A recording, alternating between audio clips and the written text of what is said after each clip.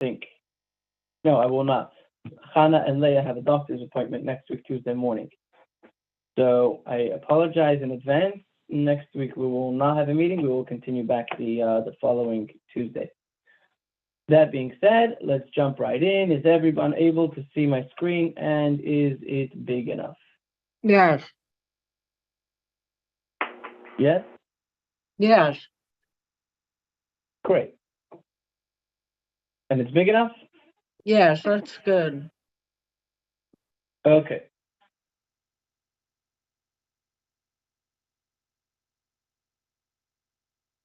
So what we the opening statement last week, or the closing statement, I should say, which opened the conversation, was anyone who buries his children, their transgressions are forgiven. We didn't like that. We didn't like that at all. Painful. And we got into a big discussion about that. So today, that's where we're going to pick up from. Really? I buried my daughter so I can do anything now? We'll see. I don't think so. Rabbi Yochanan said to him, what is the source for this? What is the source for this? Granted, if one engages in Torah, an act of charity, his transgressions are forgiven, as it is written. With mercy and truth, iniquity is expiated, means that it gets wiped away. Mercy refers to acts of charity, as it is stated. He who pursues charity and mercy finds life, charity, and honor. So mercy and charity are listed together, which means that anyone who is involved in charity, their sins are taken away. Truth refers to Torah, as it is stated, buy truth and do not sell it. Also wisdom, guidance, and understanding. So that refers to Torah. So anyone who's involved in Torah, their sins are forgiven. However, from where is it derived that the transgressions of one who buries his sons are also forgiven? An answer was provided to Rabbi Yochanan when a certain elder who came to shul, who doesn't say his name, came to the yeshiva, and he taught him something in the name of Rabbi Shimon Bar Yochai.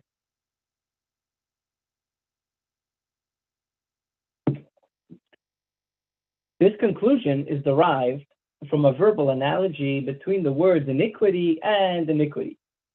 Here it is written in this verse that we just said before, it says, with mercy and truth, iniquity is expiated, which means that mercy and truth, iniquity, all of our sins get taken away. And there it is written in another verse, it says in Jeremiah, he repays the iniquity of the fathers onto the bosom of their children.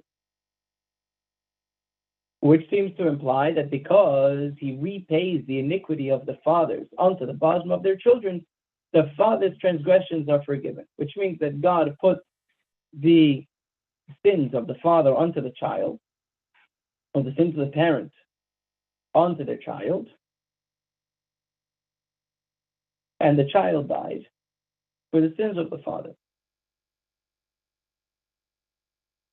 This teaching is very troubling because we also have a verse that says that children do not die for their parents and parents do not die for their children.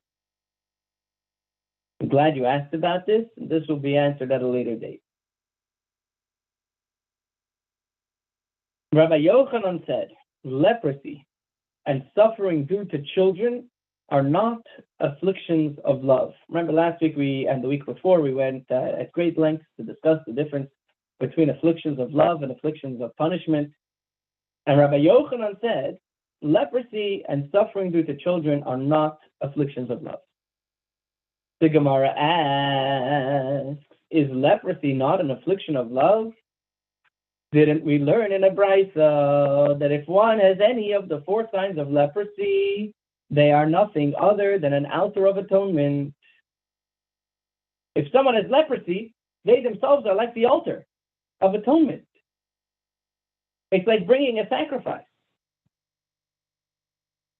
How could you say that this is not an affliction of love if it's bringing atonement to the person? The Gemara answers, yes, although the signs of leprosy are an altar of atonement for one's transgression, they are not an affliction of love. Yes, they cleanse a person from their sins. Leprosy, or biblical leprosy, shall we say, which is different than modern leprosy. Biblical leprosy, yes, it's an altar of atonement and it cleanses one from their transgressions, but it's not considered an affliction of love. And if you wish, instead, there's another way to answer this question. This Brisa, which says that leprosy is an affliction of love, is for us in Babylonia. Because outside of Israel, outside of Eretz Yisrael, we are not as careful with the laws of ritual impurity.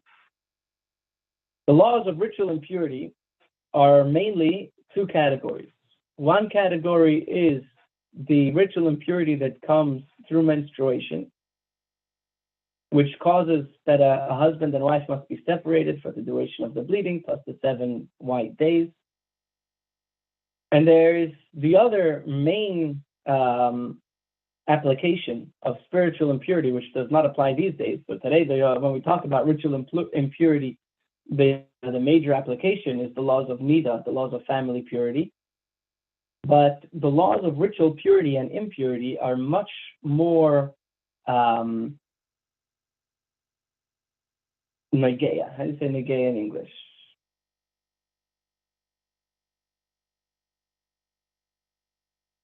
Relevant.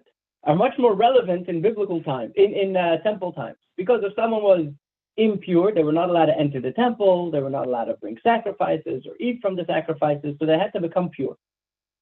If you're outside of Israel, then the laws of purity and impurity are not so applicable. And if you want to go to Israel, so then you purify yourself and you go to Israel and you can go to the temple.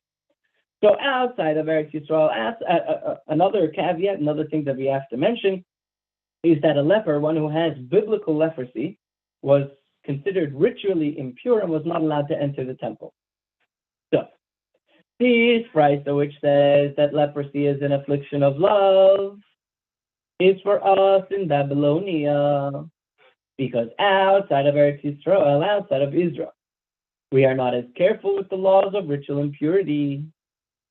And one afflicted with leprosy may interact with others, mitigating his suffering. So even someone who has leprosy is not going to suffer alone. So you could say that it's an affliction of love. And that statement of Rabbi Yochanan, that leprosy is not an affliction of love, is for them in Eretz Yisrael, for them in the land of Israel, where they are exceedingly careful of the laws of ritual impurity. And the suffering of a leper is great, because he is banished from society. The leper was sent outside of the city. They had to go outside and stay all the way by themselves. They couldn't even interact with other lepers. So in Israel, leprosy was a big deal. Outside of Israel, it wasn't such a big deal. Therefore, you could say that it's an affliction of love. That's another way of answering that, indeed, leprosy is considered an affliction of love, but only outside of Israel. Inside of Israel, it's not. Another way to answer, if you wish, say instead, this Brisa which says that leprosy is an affliction of love refers to concealed leprosy that only strikes the concealed areas of one's body. So nobody really sees it. It doesn't matter to anyone. But that statement of Rabbi Yochanan refers to visible leprosy that causes those who see it to distance themselves from the leper. So because if it's in a visible place, it will cause someone to be ostracized from the community while they have it. So that would cause an extra level of pain and suffering and would not be considered an affliction of love. But if it's a concealed area where it would not stop a person from interacting with their peers, that would be considered an affliction of love. So there we have 3 answers to the seeming contradiction. Rabbi Yochanan said that leprosy is not an affliction of love. Abraita said that leprosy is an altar of atonement. We had 3 answers. Answer number 1 was it's an altar of atonement, but it's not afflictions of love. Answers number 2 and 3 said that you could say there's 2 types of leprosy. One is an affliction of love. One is not an affliction of love. The first answer was it depends if you're in Israel or outside of Israel. If you're in Israel, having leprosy will cause you to be estranged from society while you are, so long as you have the leprosy. Therefore, that's not considered an affliction of love. However, outside of Israel, outside of Eretz Yisrael, it would be considered an affliction of love. And the other answer was it depends if it's concealed or revealed. If it's in an open place, that is not an affliction of love. And if it's a concealed place, it is an affliction of love. And now we are back to our original question about the children. Rabbi Yochanan also said that suffering due to children is not an affliction of love. The Gemara continues to object. And suffering due to children is not an affliction of love. I want to pause for a moment because maybe I shouldn't say this here. Because today it's all the students are all women today. Should I say it anyways? Mm-hmm. Yes. Bela Esther says yes. What about Joan and Susie? What about my what? Say anything. Should I say? Sorry. Say anything that's important. Say anything that's important. Okay. It's a general rule. Maybe we should have had this as part of the introduction to Gemara. There was a Shabbos meal. A friend of mine was at this meal, a Friday night meal, and there were a lot of people around the table. And the men were involved in some deep Talmudic discussion. And one of the women around the table was a very big feminist. And she didn't realize that women are allowed to and encouraged to learn Gemara. She didn't come to join classes like these that you're joining. And she stood up and she said, she spoke her mind. She said, why don't women learn Gemara? Women should learn Gemara as well. Women should be learning the Talmud. Wow, only the men can learn the Talmud? Like it's some kind of thing that's only special for the men. We're all Jewish, going on and on. So one of the women said and responded, she said, I'll tell you why women are not taught the Talmud. The lady says, okay, she'll hear it from a lady. And my friend is there watching this whole thing happen. And this lady says, there is a question, and we'll get to this, it'll take us probably a few years till we get there, especially if we continue this as once a week. But it will take us a long time, but we'll get there one day. There is a question that is brought in the Talmud. If someone throws a baby off of a roof, and before the baby hits the ground, someone else takes a sword and kills the baby, who is the one that is considered culpable of the murder? Who is considered the murderer here? The one who throws the baby. So, first I'll say, okay, yes, what do you think? So Bela Esther says the one who throws the baby is the one who's culpable. Susan? Both. I find both are culpable. Both are culpable. Joan? They're both culpable, but I would say the first one, and of course, therefore, it's the second one because it's Hebrew law. The second one could have caught the baby, right? Okay. So here's what happened. At that Shabbos meal, that Friday night meal. All the men started pontificating and philosophizing. Well, that's a very interesting question. Because the first person threw the baby off of the roof, if the second guy would not have done anything, the baby would have died anyways. So the second guy is killing a dead child. And others are saying no. Maybe the baby would have survived. There are stories of babies falling out from very high roofs and surviving. And the second guy actually went ahead and killed the baby. So for sure the second guy should be. And they're going back and forth. Meanwhile, all the women around the table start freaking out. That's gross. What are you talking? Throwing a baby off of a... What are you even talking about? And they're going on and on. Like, what are you saying? How could you even... And this lady says, that's why women don't learn Gemara. Because the men are taking it all as a philosophical and intellectual exercise. And the women are getting all emotionally attached over here. There's another example.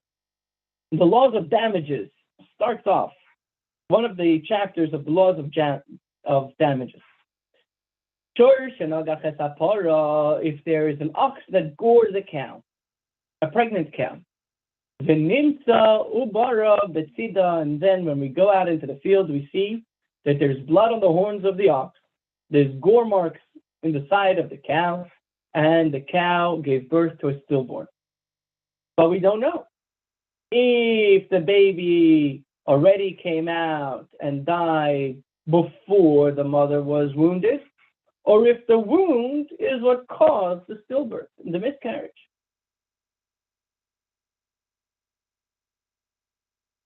So a typical man who learns this, we're talking about the intellectual side, will look at it and go, very interesting question. How do we determine? Meanwhile, when I told this to my sister when I came home from school, she said, what did you learn in school today? I said, we learned what happens if there's an ox that gores a cow and the cow gave miscarried. Who has to pay for the calf? Does the owner of the ox have to pay for the calf? And she's just sitting there, oh, poor cow. Yeah. Okay. Why am I saying this?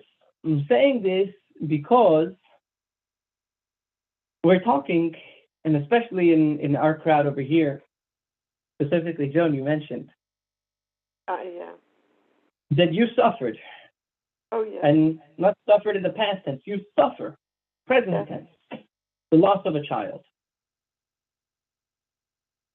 So while for some of us here, myself especially, this is an intellectual exercise, it may be very, very triggering for you.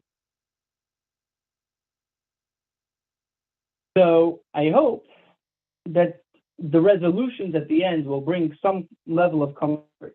But I want you to know that we love you, and God loves you, and your daughter is in our minds. Thank you.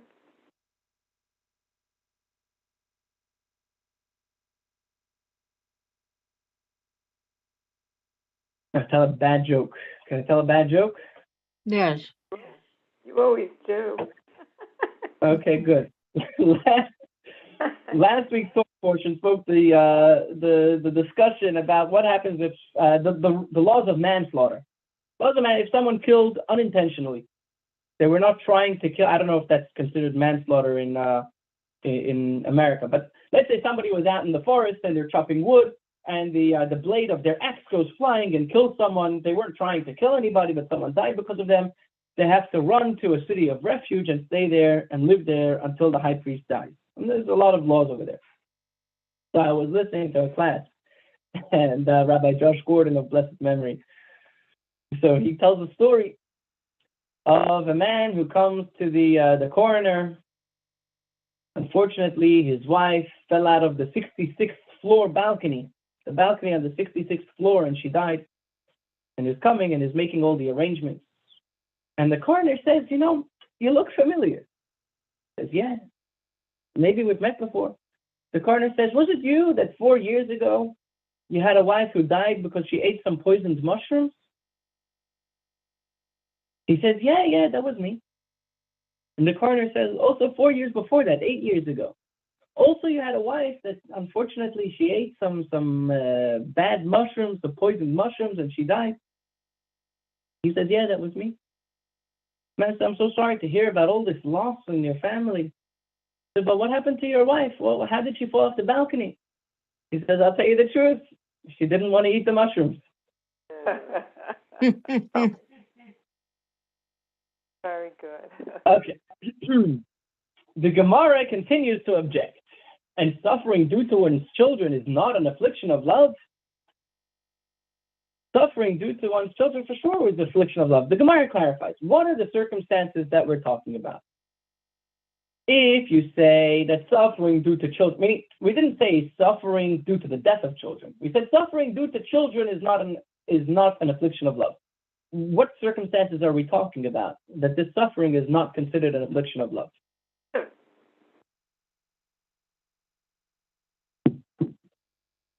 The Gemara clarifies. What are the circumstances? If you say that he had children and they died, didn't Rabbi Yochanan himself say, Rabbi Yochanan, who said that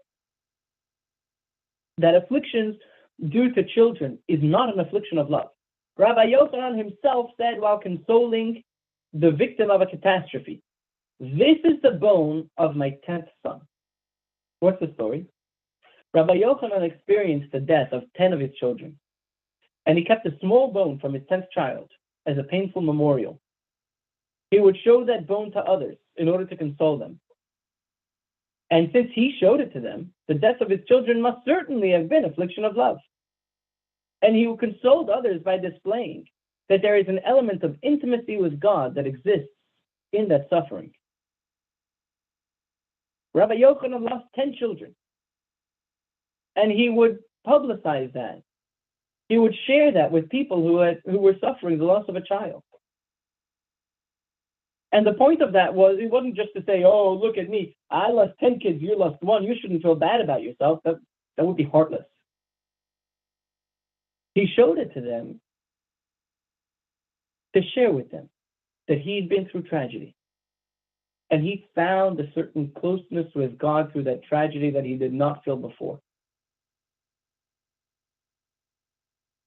If suffering is bringing a closeness to God, that for sure is an affliction of love. Why then would Rabbi Yochanan have said that suffering due to children is not afflictions of love? Rather, one must conclude that when Rabbi Yochanan said that those afflictions are not afflictions of love, he was speaking with regard to one has no children. When one had children who died, this could very well be considered afflictions of love.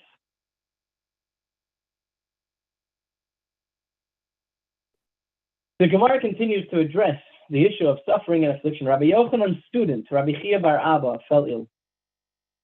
Rabbi Yochanan entered to visit him and asked him, "Is your suffering dear to you? Do you desire the illness? Do you desire the affliction?" Rabbi Chia said to him, "I welcome neither the suffering nor its reward."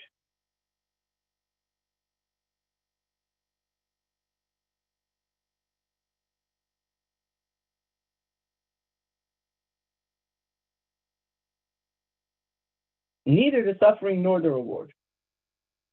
Why neither the suffering nor the reward? Because he would only get the reward if he is happy with the suffering. If he's happy with the suffering, then he will get the reward. If he's not happy with the suffering, he won't get the reward. He said, "I don't want the suffering, and I don't even want the reward that will come from the suffering." I think many of us are like that, and would choose to say, sometimes, what do you say? We say to the bee, "I don't want your stinger, and I don't want your honey. If your honey will only come with a sting, I don't want any of it." Yes, hard work brings good results, but some of us would rather not have the hard work and not get the results. I saw a line the other day. He said, "I would rather have my cake and eat it too. And even more than that, I also want your cake and eat it too." Hey, we know that with discipline and with exercise, we'll lose weight. But sometimes I would rather not have to exercise and still lose weight. I don't want to give up on my good food. Rabbi Yochanan said to him, "Give me your hand." Rabbi Chia bar Abba gave him his hand. Rabbi Yochanan stood him up and restored him to health. Rabbi Yochanan said, "You don't want this and you don't want the reward that's coming for it? Okay, I will cure you, I will heal you. And he gave him a blessing and he was healed. Similarly, Rabbi Yochanan himself fell ill. Rabbi Hanina entered to visit him and said to him, "Is your suffering dear to you?" Rabbi Yochanan said to him, "I welcome neither the suffering nor its reward." Rabbi Hanina said to him, "Give me your hand." He gave him his hand, and Rabbi Hanina stood him up and restored him to health. I think this gives us a little bit of perspective with some of the things that were challenging us. We said one of the issues that we had in previous weeks is that, okay, fine, very nice that Hashem could give us this reward, but we felt almost that, why does Hashem do this? And I think it's a little comforting to know that the great rabbis didn't want the suffering either. Even though it's going to give reward and it's very nice and very beautiful, it's nice to say that to someone after they had the suffering. But during the suffering, even the great Rabbi Yochanan said he would rather not have the suffering and not have the reward. So here comes a very interesting question. The Gemara asks, you know what, let me ask you, what do you think the next question is? We learned that Rabbi Yochanan's student was sick, and Rabbi Yochanan healed him because Rabbi Yochanan's student did not want the suffering. Then, when Rabbi Yochanan fell ill, Rabbi Hanina came and asked him the same question, and Rabbi Hanina healed him. Does anybody have any ideas what the next question might be that the Gemara will ask? It says right there, is your suffering dear to you? Oh, that was the question Rabbi Hanina asked Rabbi Yochanan, and then Rabbi Yochanan said, no, I don't want the suffering. Rabbi Hanina healed him. What did Rabbi Yochanan do to his student who didn't want the suffering? He took it away. He took away the suffering. Yes. Okay. Rabbi Yochanan himself, later Rabbi Yochanan got sick. Or maybe before. But we know that Rabbi Yochanan was able to cure his student. Wait, let me ask you this. If you have a doctor that is able to diagnose and prescribe medication, they have a close friend gets sick, they look at the friend, they look at the symptoms, if they take this medicine, you'll get better. The guy takes the medicine and gets better. Then the doctor gets sick with the same symptoms. What do you think the doctor will do? Take the medicine. Take the medicine. Very good. Everyone in unison. Oh, take the medicine. So if Rabbi Yochanan could heal his students, what do you think he will do when he gets suffering? It won't be dear to him. And what do you think he'll do if he doesn't want the suffering? He doesn't want its reward either. Right. So he didn't want the suffering. He didn't want the reward. Let him cure himself the same way he cured his students. Right? This is what the Gemara asks. Very good. The Gemara asks, why did Sorry? How did he cure his student? He gave his student his hand and lifted him up, picked him up, said he should stand up, and then his student was cured. Oh.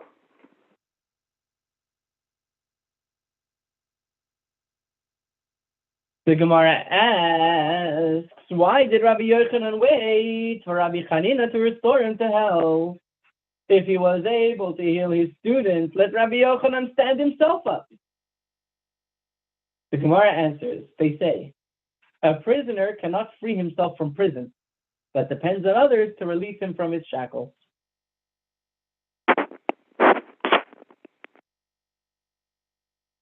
The Gemara relates another interesting story about suffering.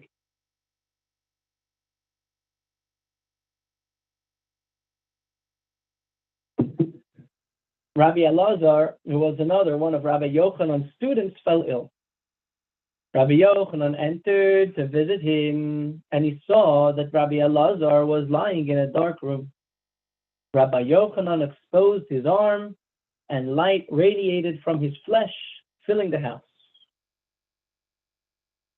Once the house was filled with light, he saw that Rabbi Elazar was crying, and he said to him, "Why are you crying?"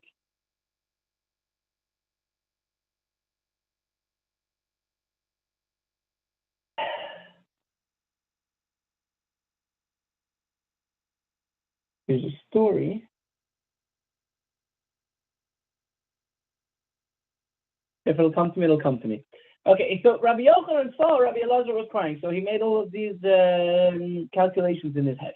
And he said like this, thinking that his crying was over the suffering that Rabbi Elazar endured throughout his life, Rabbi Yochanan attempted to comfort him.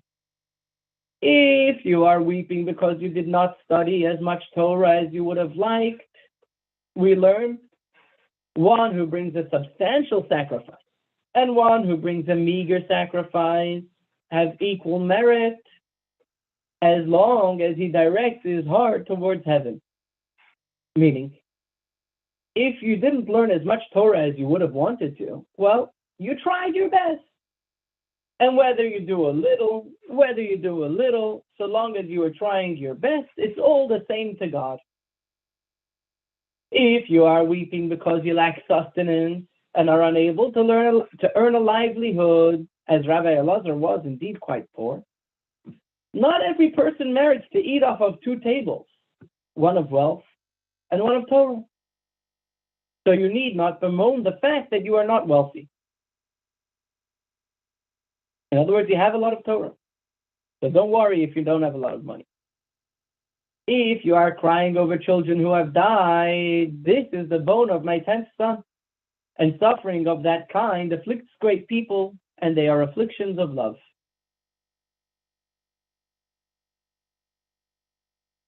So Rabbi Yochanan tried to cover all the angles. He said, if you're crying because you didn't learn enough Torah, don't worry about it. You learned what you could, and you tried your hardest. If you're worrying and you're crying because you can't make a living, not everybody is able to have both Torah and wealth. And if you're worried and you're crying because you lost your children, suffering due to the death of one's children is afflictions of love that come for great people. Rabbi Elazar responded, nah. Rabbi Elazar said to Rabbi Yochanan, I am not crying over my misfortune, but rather over the beauty of yours that will decompose in the earth.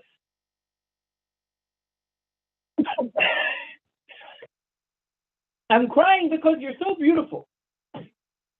And looking at your beauty, I was reminded that at some point we will all die and decompose. Rabbi Yochanan was extremely beautiful. We spoke about this last week or the week before, that Reish Lakish did tshuva. Reish Lakish turned his entire life around to marry Rabbi Yochanan's sister because he saw Rabbi Yochanan's beauty. He never met the sister. He saw Rabbi Yochanan. So he said, now that I'm seeing your beauty, I'm reminded that we're all going to die. And seeing you and and realizing that we're all going to die, I'm very sad because you're very beautiful and you'll eventually decompose in the earth. Rabbi Yochanan said to him, over this, it is certainly appropriate to weep. And both of them cried over the fleeting nature of beauty in the world and death that eventually overcomes all.